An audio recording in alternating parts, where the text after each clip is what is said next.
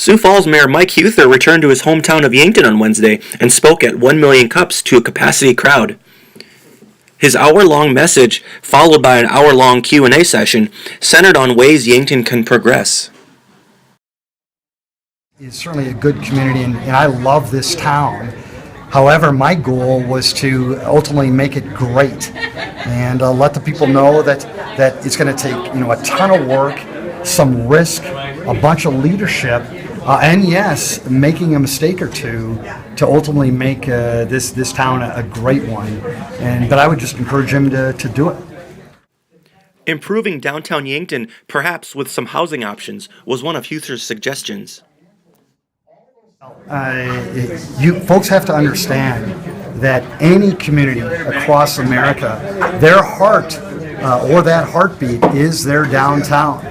And right now, I'm worried about Yankton's heartbeat, that downtown, because it's not pumping at the level that I think it needs to.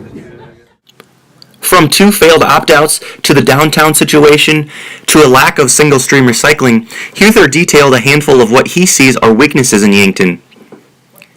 He also provided some suggestions for the town, such as replacing the Memorial Park pool and building a pavilion. There were 8 words Huether kept coming back to in his speech. It is all about confidence and get stuff done. It's been a problem for me, and I'll just tell you why.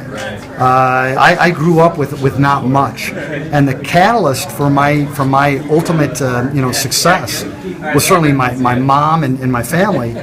But number 2 was Yankton Public Schools. We always invested in public schools in Yankton at the highest level. And we're not doing that anymore.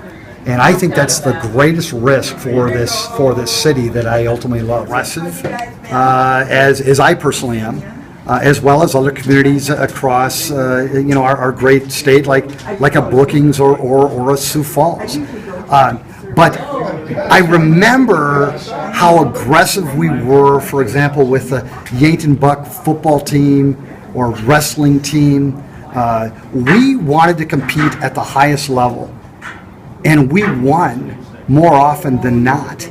I just want them to take that energy that they used to compete against Watertown and Brookings and Mitchell and the ESD. I want them to take that spit and vigor and energy and use it to tackle economic development wins or quality of life wins too.